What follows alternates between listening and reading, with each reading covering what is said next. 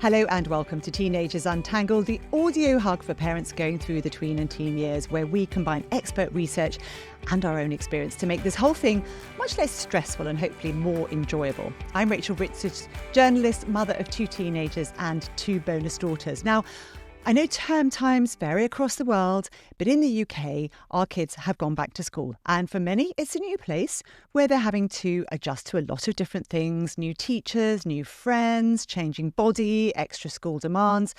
And it can be an exciting opportunity to start afresh. It can also be a really emotional roller coaster. And I think one of the things I found hardest throughout the schooling of my kids is, what do you do when things go wrong? And how do you know it's a bad fit and not just a bump in the road?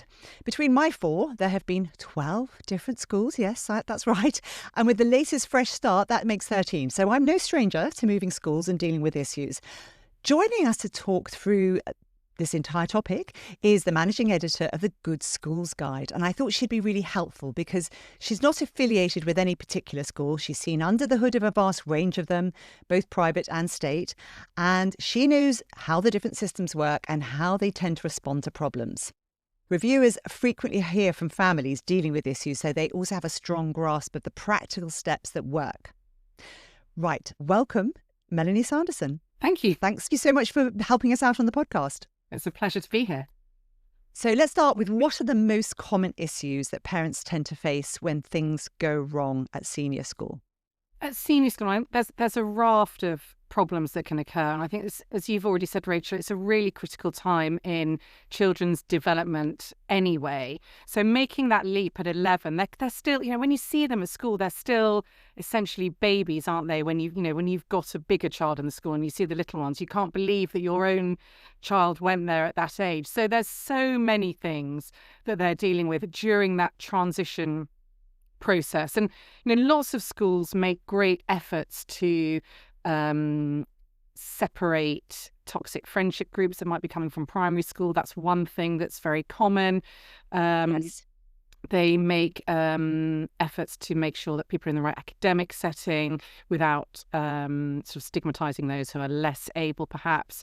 But there's so many things. And I think the other thing is that we have to realise as parents is the children themselves are all jostling for positions. So there's a real shakedown. They've reached the top of their primary school. The pecking order has been established for quite some time. And now it has to start all over again. And of course, they're at the bottom of the heap. All over again. Trying to perhaps fit in with the cooler kids or, make new friends, etc. And I think those are the catalysts really for a lot of issues that can rear their heads at that point.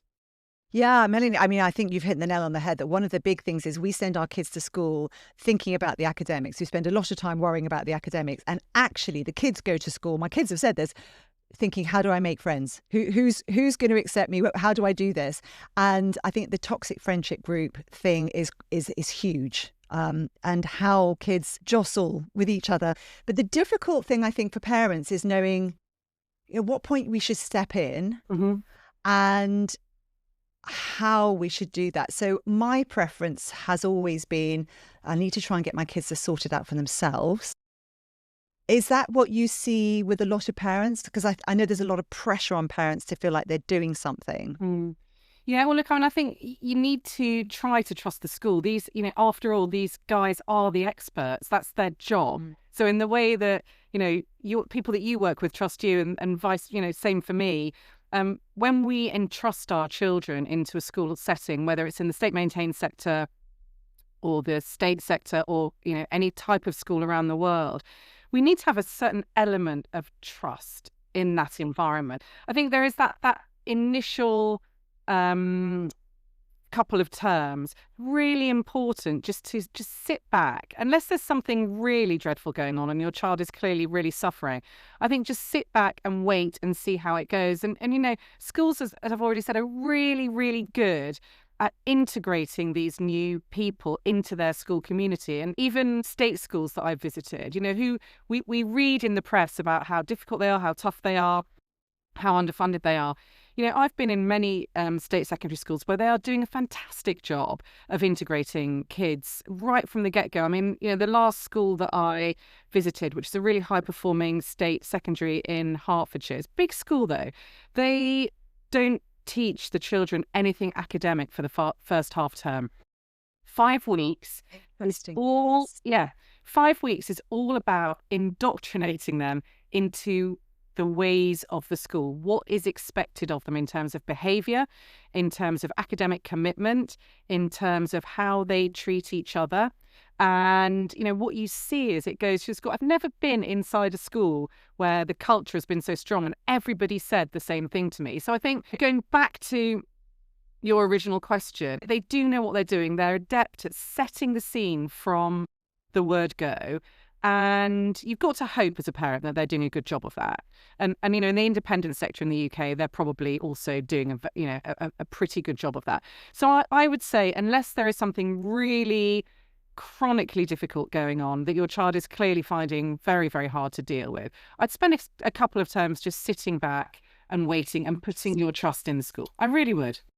It's very hard when your kid's coming home and crying or telling you things are very, very difficult. We have to be okay with ourselves, don't we, and our own nervous system, and just go, yes, and comfort them, but not step in straight away.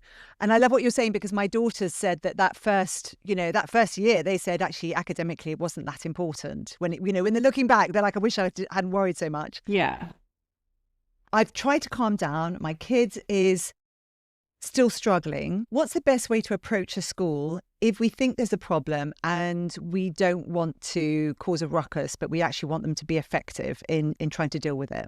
Yeah, well, all secondary schools, I mean, I'm sort of talking a little bit to parents who've still got their kids in primary right now, I suppose, or who are going up to senior school at 9. But when you join a school, you should be briefed on the pastoral protocols, and your child will have a very clear hierarchy of escalation if there's an issue. So, in some schools it might be their form tutor is the first point of contact, or they might have a head of house or somebody like that. But there should be a very clear process of escalation in case of a problem. And also most schools will have a pastoral hub of some kind. They'll call it different things in every school, but there will be other places where pupils can go and ask for help and then be redirected back to the correct channels. So I think, I would definitely, as a parent, if my child was really struggling and they've gone through those first steps themselves,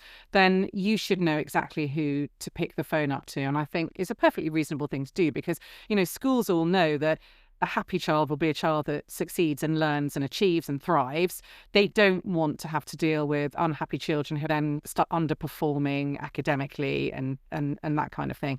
So I would hope that if you follow the protocols correctly, pick up the phone, explain your concerns. Schools these days, it's not like when we were at school, Rachel. Schools these days have myriad people who are all looking out for children's well-being. In the maintained sector and in the independent sector in the UK, it's a really big part of what schools offer now. So really, if you make the point try and really be measured with your child's school. I think it's quite important for parents as well not to bring emotion to the table, and particularly if the child maybe has an issue with a teacher. It's one thing if it's with another child, but if a child is struggling with maybe their form tutor or another teacher that they're not gelling with, which it happens, but everyone's human, right? I would suggest to parents that they bring a very measured and balanced argument to the table. Very important not to let your emotions overwhelm. Very, very hard to do. What you're saying, so we need to understand what the pastoral care team does and who they are. We need to have an idea about how the procedures work when things aren't going quite right, and start out knowing that, and then just be very clear when we're actually trying to say something that we need to kind of dump the emotions on one side and presumably tell them what our expectations are, or ask them what their viewpoint is. Are they seeing the same thing? Yeah, I think it's really difficult for parents to lay out what their expectations are, because particularly if you haven't done it before, you just don't really fully understand what goes on in the staff room as a parent and what the protocols are. You really don't. And that I think is part of the problem. It's why we feel slightly fearful, isn't it, sending our children off each day into these environments. But I think, yeah, you need to keep it balanced, keep it measured. I think the other thing to say as well, Rachel, that I always advise parents is that your emotions, as you will know, affect your child dramatically. And when you're going into a situation... Such an important point. When you're going into a situation with the school, if you're not happy with the way they're dealing with something, it's really important not to let your child hear how emotional you're feeling about it. Don't let them hear your gripes about the school. But going back to what you can expect from the school, the first thing that you should really expect is to be listened to and taken seriously and not fobbed off. You want to feel heard as a parent, and that's the first step, isn't it, for the school making you feel as though they've got the situation in hand. It's hard for parents to ask for what they want, but schools should be very clear in letting you know the process and how they will handle your issue, complaint, problem, whatever it is, and what the escalation will be. And then they should ask to touch in with you at a given point in time in the future and let you know how it's getting on. It's interesting, isn't it? Because one of my daughters was at a school where the biology teacher, it was a new biology teacher, and she was going into the class, and she just came out every day going, I don't really understand what went on in there, and I don't understand the material. And I thought, gosh, this is a daughter who is actually really on it. So to me, it was like a canary in the cage. So I went to the school, and I'm just trying to give this an example of how a school can deal with it really well, where they said, oh, okay, thank you for letting us know. We are now going to put someone in the class with him to see how he's mapping out the class, how he's performing in the class. And then they reported back to me and they said, you're right, actually, he's not doing it well. And so I said, well, so what are you going to do? And they said, we're going to give him extra training and see how well he does. And let's all come back again in a month.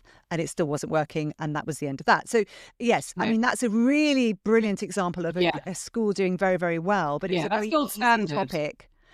Easy topic, though, also to sort of clarify, where you say, can you check on this? And it was clear. I saw a teacher thread saying that the best parents are the ones who say, I've talked to them at home. Let me know how they do tomorrow. No blaming, no gaslighting, because we haven't yet talked about what if the school says little Johnny is being disruptive in the class, or they're bullying somebody else, or what, so when it's us parents being told our child is behaving in a certain way, or they've got detention or something, how best should we deal with these things?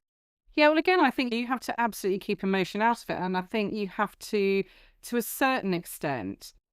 And I do think it's hard for parents that were schooled in the 70s and 80s, and to a certain extent in the early part of the 90s, because, schools at that point were not pleasant environments. There was no pastoral support. It was very much the law of the jungle applied. I mean, I don't think that's just me, Rachel. No. I think that was... And actually... A lot of us, our parents, didn't know what was going on in school. No, didn't they? And actually... On the bus in the morning, and that was it. I think teachers back then could be quite cruel, quite unkind, borderline sadistic, some of them. Yes. And I think, because we have such rigorous safeguarding protocols in place now, the whole Keeping Children Safe in Education guidelines is so rigid and so strict, and the reporting processes are also really, really thorough. I don't think that is necessarily the case anymore. So as a parent, I think you have to trust your gut a bit. But I go back to sort of trust the school a little bit, because some kids do behave very differently at home to the way they behave at school. There's a sort of a safety trust issue there, isn't there? Sometimes they feel really safe to behave, to be a bit naughty and sort of have the meltdowns at home. Sometimes that transfers into school. So I think you have to, as the parent, again, suppress your emotions. Don't rear up. Don't attack the school. Don't accuse them of gaslighting or making things up, or accusing your child of things that they're not doing. I would listen very carefully to both sides and try to find out yourself exactly what's going on. And sometimes in these situations, other mums can be your friend.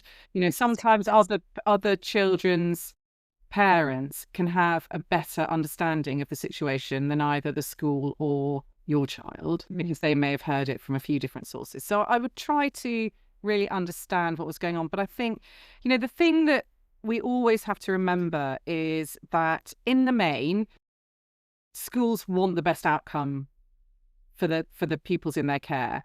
And I'm sure that all parents listening to this podcast also, 100% of them want the best outcomes for the children that they're looking at. All of them do. Yeah. And, when you go into any discussion with your child's school, that is the thing you have to keep at the heart of it. Yes. What is the best thing for my child here? The best thing for your child is never for you to disbelieve or gaslight or berate a teacher who criticizes them. That's never going to end well for your child, is it? No. So I think it's all about listening, gathering the facts. If you really feel like school isn't taking the problem seriously, or your child is being blamed for something they haven't necessarily done, then of course you have the right to present their case, as long as you can back it up with facts. I think as parents, it's not uncommon, is it, for us to be in a situation where we say, well, my child says this, and then straight away you hear from the other party what really happened. That does happen, doesn't it? It happens at every It happens at every level. It happens in friendships, relationships, in school, and outside of school clubs and stuff. Sometimes your child may not be necessarily telling an untruth, but they may see things in a different way to the way the other party sees it. So it's just really important to understand everyone's viewpoint and just keep it very measured before you decide what to do next. Yeah, it's very interesting. I had a headmaster once, when there was a whole issue about bullying at a school, send me a video of two girls having a fantastic time together, laughing, when the undercurrent and the belief from the kids was that this girl was being badly bullied by one of the other girl. And he said, how are we supposed to know? How are we supposed, because we're seeing something different. So I think, when we try to unpick some of these things, they're so complicated. They are. Expecting an instant response or an instant answer is not very reasonable, even though emotionally we can feel very triggered by it. Yeah. Yeah, I think the other thing to bear in mind is there are certain developmental stages that you see through school in children's lives that there's some year groups that are notoriously like that. So I've actually reviewed schools in the past where they have a separate playground area for year 9. No. Year 9. Yeah, year 9. And all teachers will tell you this. Year 9 is the worst year because you've got different stages of physical development, haven't you? The shakedown is still going on. The social hierarchy is still going on. I'm not the expert in child development that you are, but there's something going on with kids at that stage where for some reason they just can't seem to get along and play nicely and just be decent human beings to each other. We get sometimes parents coming to our education consultancy saying, my child's having a terrible time at school, we want to move them, she's not happy, she's not got any friends, or he. And then invariably you'll say, okay, are they in year 9? And they are. And they are. That's a great tip. Yeah, I think but it's so hard because, I worked with a family fairly recently where their daughter was in year 9 and they were, they wanted to move the school. And as the outsider, you can see it's not necessarily the right thing to do. Kids, they need to, within reason, ride out the rough with the smooth. They need to learn how to navigate that, because as adults, we know that your life is full of, you go to work, there are people that you don't like and they don't like you. You go out. It's a skill. It's a skill.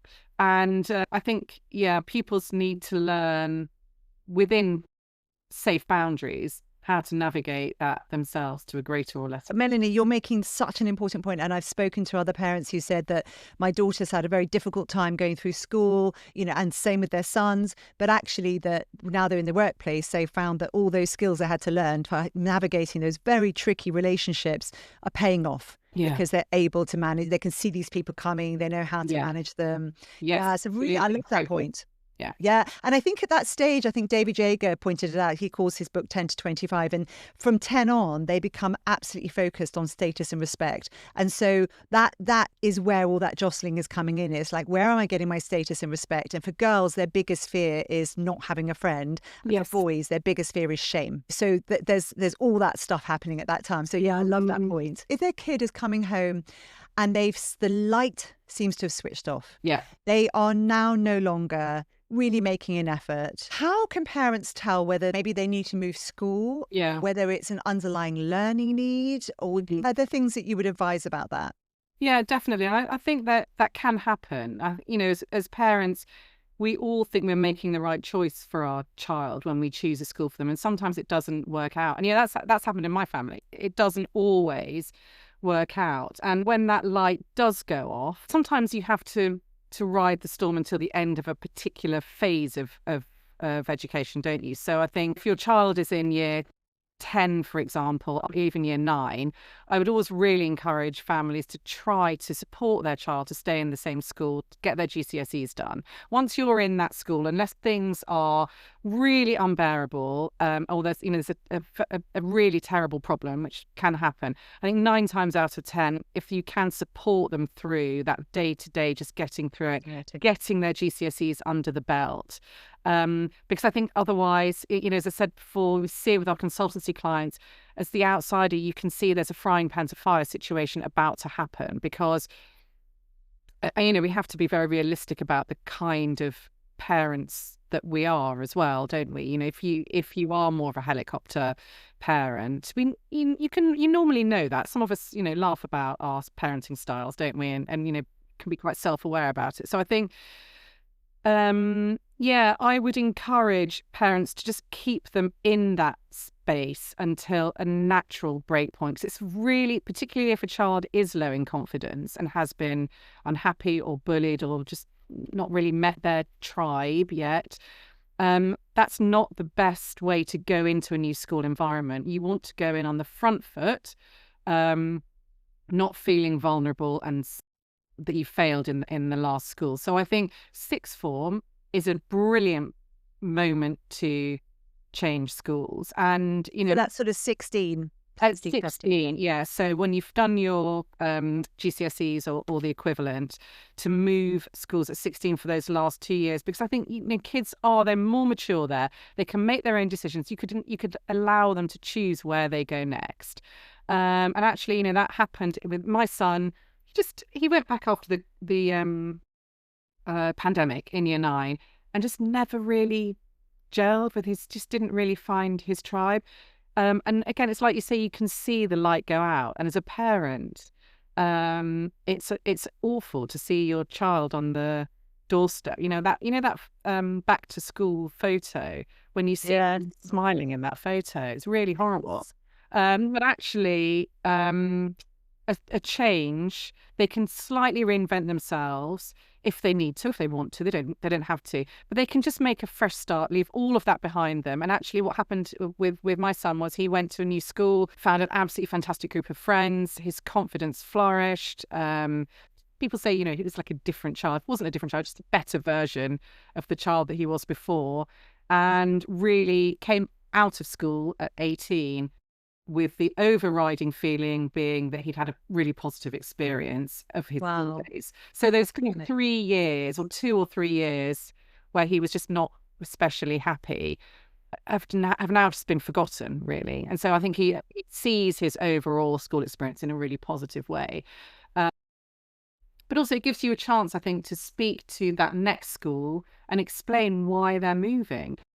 It gives them the opportunity to sort of keep an eye on this child that perhaps hasn't been happy in their last place. And that's the other thing I would say as well, is just to be really open and honest with your child's school when things haven't gone well, so that they can, or the next school can pick it up and make it, and they'll understand the narrative behind exactly. That's similar with my daughter. We were actually, it wasn't great, but she's really grateful for the experiences and she's learned a lot from it. And I think for us parents, one of the fears is that somewhere there's the perfect school and our child isn't in it right now. And so we should be moving schools because they could be in a better school for them. And I remember one mum saying to me that she had moved her son to a different school because it was more academic and she thought her son was really academic. And then he got bullied and she said, I've never forgiven myself. And I'm like, there's no perfect scenario. You can never, ever rely on, in the best school with the best staff and pastoral care, etc., you can never rely on the cohort that your child lands. Oh, yes. being their Makes a people, big difference. and you don't know what class they're going into, you don't know who the other children are. You're taking whatever decision you make, you're taking a massive risk on that basis alone. Yeah, yeah. And what about neurodivergent kids? You have a great guide for all these different schools. There must be a way in which you assess whether a department is going to be a good department to deal with their needs, or whether a school will be good for dealing with someone's needs. What do you look for? There's a lot of things that we like to see when we visit a school. And, one of those really important things is I always like to see the SEN hub in the middle of the school. Open door policy, no stigma, pupils going in and out. We see, when we review schools, we see some absolutely fantastic environments. They've got comfy sofas, perhaps they've got fairy lights. They've got a quiet space where children who need downtime can go during that real hustle bustle break time scenario. So I think for me, when I go to a school, I want to see something that's kind of really laid open wide, because you have to remember as well that there are a lot of children who are neurodivergent that aren't diagnosed with anything. They might not quite like loud noises, or they might have sensory processing issues, or they might just find it quite hard to get out into a huge playground full of boys and girls kicking balls around and playing rough sports. So I think that's the first thing.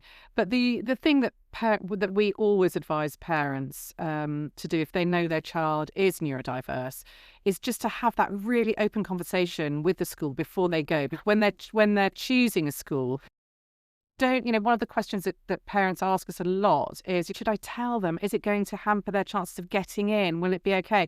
The answer to that is always yes, you absolutely have to tell them everything. Show the psych report if you've got one, or if you're not at that stage, be really open with the school about your child's own specific needs, because they should then, a good school should then either say to you, yeah, okay, this is what we can put in place to support them, or they can say, really sorry, we can't support it. So I think, it's not, the SEND department is not just for children who are diagnosed with something. It can be, so another anecdote of a really good example of this is my other son. He just doesn't like wearing shoes on his feet. He'd never liked them since a baby. His school shoes always hurt his feet. And the summer before he went into, I think it was year 8, I noticed in year 7, he's walked strangely in school shoes. Year 8, the summer before, we tried on 20 pairs of shoes and he couldn't find a pair that fit. And so I just basically said, right, you're going back to school in trainers. I'll just smooth it over with the school, leave it with me. So I wrote to the school and just said to them, look, he can't get on with shoes. He's coming in smart trainers. I'm going to make sure they're really, they're leather. We'll keep them clean. I commit to all of this, expecting a bit of a fight.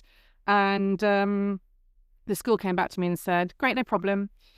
He's probably got minor sensory processing issues. We'll add him to the list of boys who has got permission to wear trainers. And then no one asked him. Wow. So I think, it's things like that. If you know your child has got something minor going on, just raise it with the school, and their reaction should speak volumes. And if you get a school, when I sometimes use that example when I'm reviewing a school, I'll say to the Senko, and then what happens if a kid doesn't like, because some children with a bit of autism don't like labels or scratchy things in their clothes. What happens if a child doesn't want to wear the uniform?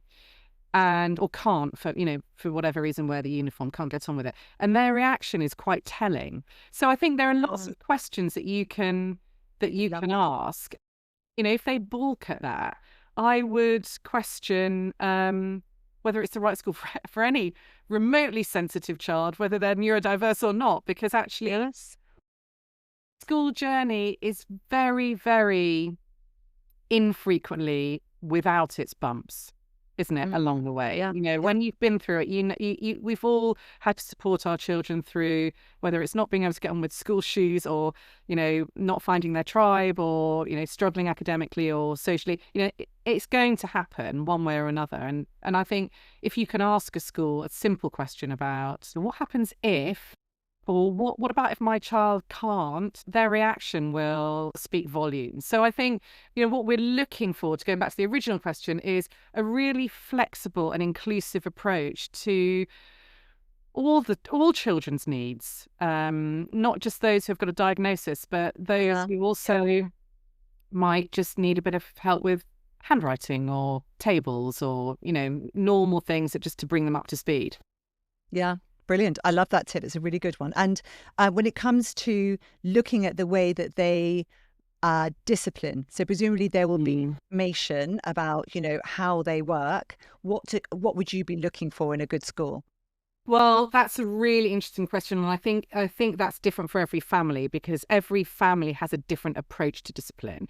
And my view is that it's very important that your approach at home aligns with the schools. So if you're a really liberal, free and easy parent that just believes in, giving your child some rope, letting them learn from their own mistakes, not really pulling them up, letting them set their own boundaries, you're not going to get on well at a school where they make you like pull your socks up, wear your tie straight, and give out detentions like candy. I think it's just I don't think there's a one size fits all, but I would really be looking to make sure it's aligned with how you are as a family, because schools can inflict quite inconvenient things on families. Saturday detentions, for example.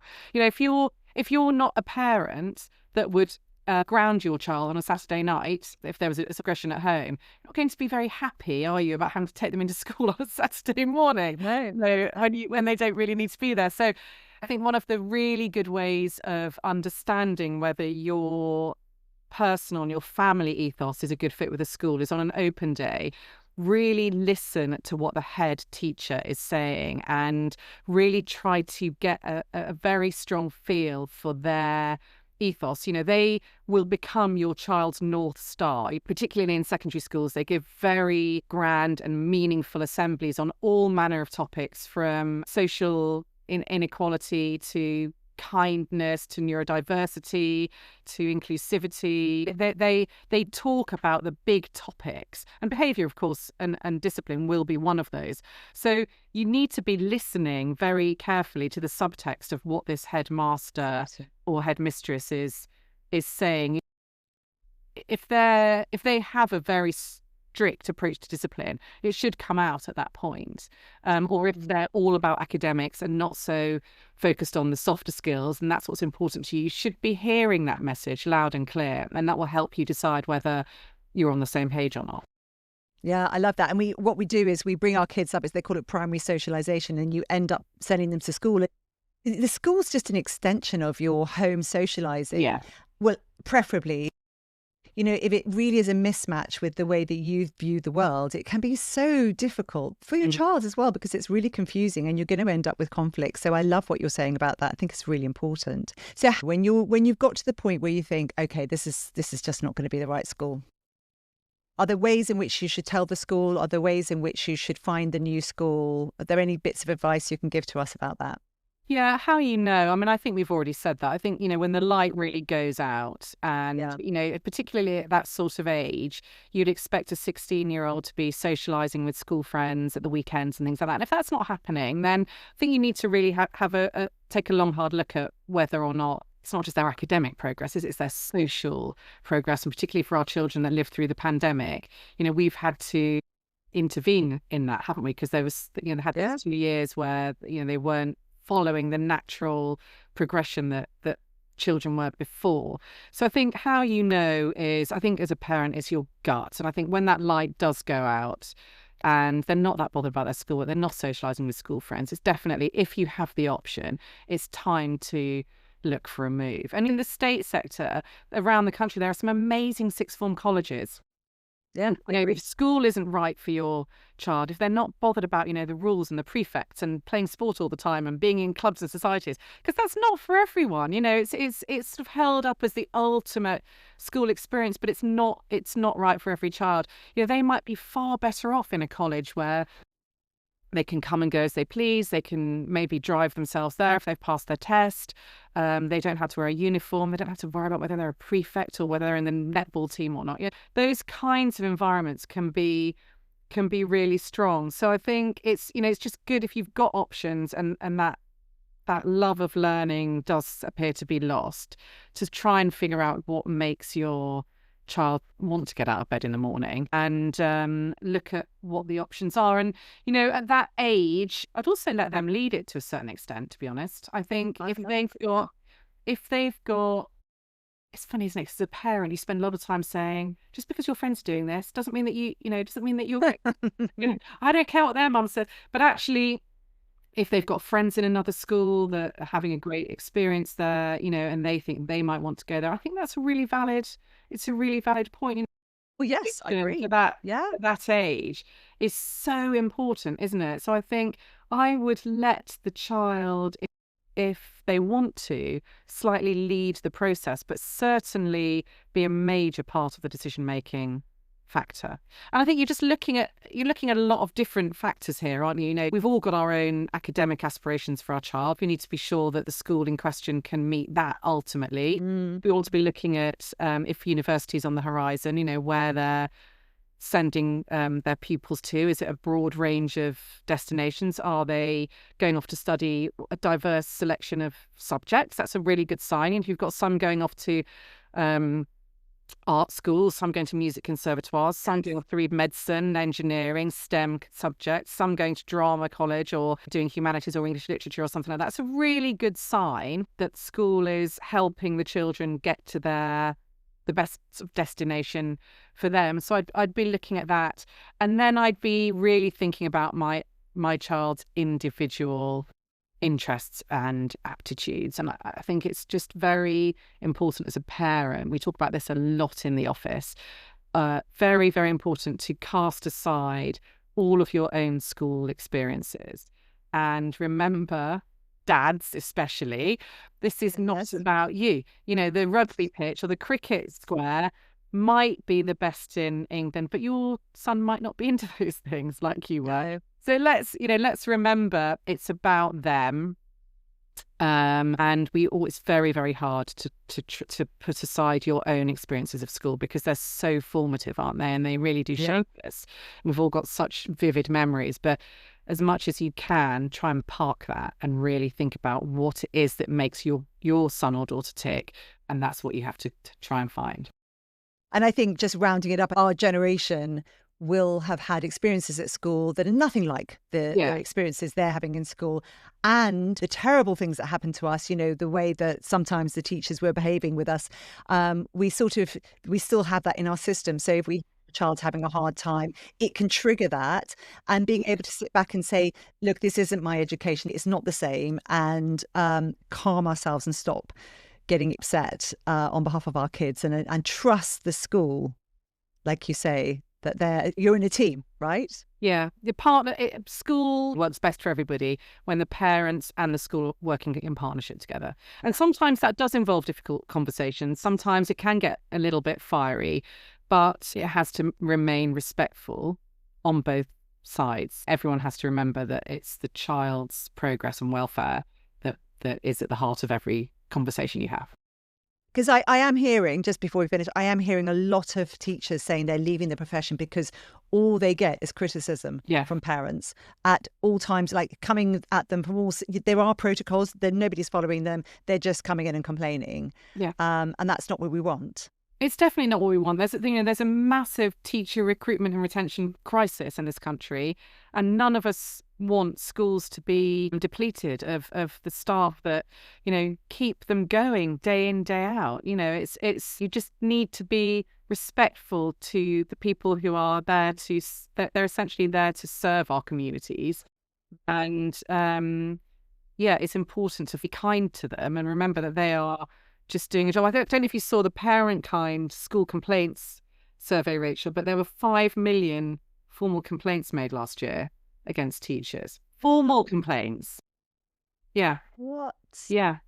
That is a very, very big number. Yeah. And you have to remember that we're not talking about, going in and saying, why did you not give Johnny and Apple at break time? These are formally written complaints that have been escalated within the school environment. So you have to remember as well, in this environment where schools are so depleted of resource, a formal complaint takes up so much time from the head teacher to the boards of governors to the staff members, obviously, who are involved, anyone else who might be around them, their heads of department, etc. So, all of that resource is being taken away from teaching our children. So, the parents, of course, it's fine to make a complaint if you have genuine, serious concern. We have to be holding everybody's feet to the flames to make sure they're delivering the service and the education that our children are entitled to. But I find it hard to believe that 5 million of those complaints were really well-founded. Wow. So it's actually, yeah, that's it. That's quite a wake up. It's staggering, isn't it? Yeah. Staggering. Yeah. Okay, so I think we've covered it. I think there are some brilliant tips in there. Melanie Sanderson, managing editor of The Good School Guide, thank you so much for joining us. If people want to get more information from you, pick your brains, get more detail from your guide, how would they find you?